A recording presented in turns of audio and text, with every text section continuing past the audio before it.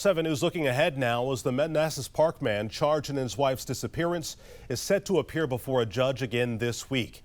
This nearly 4 months after she was last seen. Police have accused Manassas Bhatt of killing his wife Mamta, but he's not charged with that yet. Her body has not been found. 7 News reporter Rebecca Turco joins us live in the studio with context in this case. And Rebecca, what are you expecting to come from this week's hearing?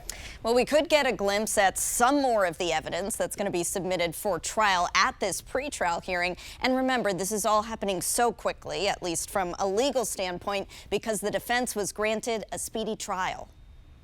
Just help us in this tough time. That was Manassas Bhatt as a free man back in August, asking people for help some 2 weeks after his wife Mamta Kafle Bhatt disappeared. A week later, police searched his home and took him away in handcuffs.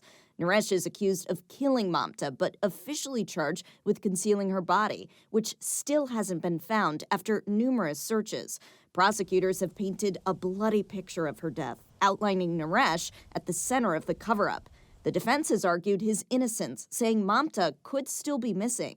Now Naresh is due back in court Wednesday, ahead of next month's trial. There may be more indications of how long the trial is going to last, how many witnesses there are going to be. John Fishwick is a former U.S. attorney who now does criminal defense. He shares what we could expect at the pretrial. May start to get an indication of will the defense put on any evidence? Will Mr. Bhatt testify?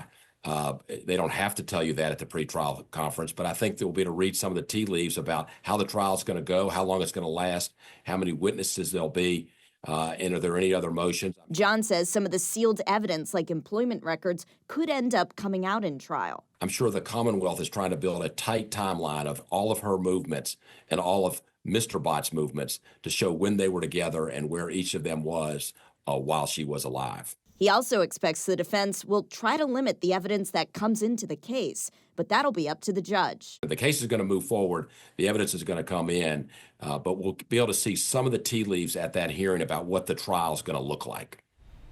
And we'll be there in court Wednesday covering the pretrial hearing, so keep it here for the very latest. Reporting live in the studio, Rebecca Turco, 7 News.